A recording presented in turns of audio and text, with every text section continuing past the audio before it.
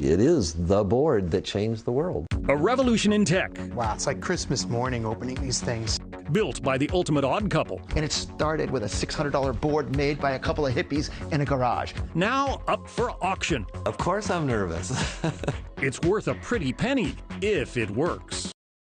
If it works. Our next guest obtains and auctions off these rare items as a host of Fox Nation's Selling History, which is available now on Fox Nation. Bobby Livingston joins us here on the set. Bobby, good morning to you. Good morning. All right, so let's start with this thing. It's part of American history. This is the first Apple computer. That's right. This is an Apple I computer, and it actually works. But it's just a board. There's no box. I know. These cost about $666, and you had to buy your own power supply, your own keyboard, and there's only about 60 of them that still exist. They only made 200. And you know who?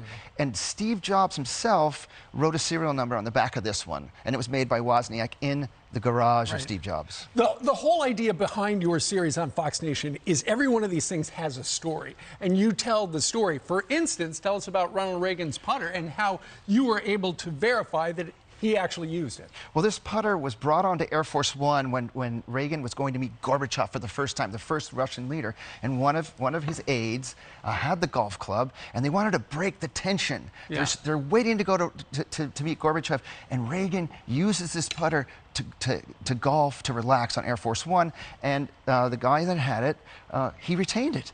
And this is all in the show. You get to learn everything about this golf club and how we know it's authentic. All right. That deadly day in Dallas when John F. Kennedy was killed. Right. This is actually one of the roses that Jackie Kennedy had that day? Right. This rose was in the limousine as she drove through Dealey Plaza with the president. We know what happens. They go to Parkland Hospital, and at some point, a policeman retains this rose, and it's given to one of the most famous journalists in Dallas, Jay Watson. He's the guy that interviewed Zapruder live on the air. So the show kind of tells the whole story. Sure, indeed. All right, Apollo 17. Last mission to the moon, and this is one of the controllers. Right, where your hand just was is where Gene Cernan used that controller to bring Apollo 17 home. The last man on the moon brought the Americans home using that. And, you know, it's incredible. It's got all the provenance you want, but we have to prove it actually flew.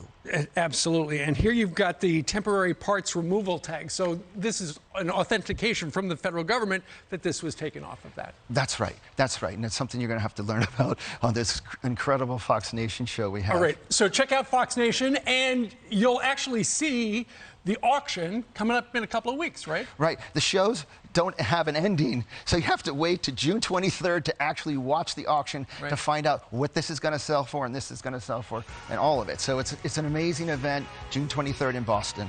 Bobby Livingston, thank you very much. Great. A little bit of history right there.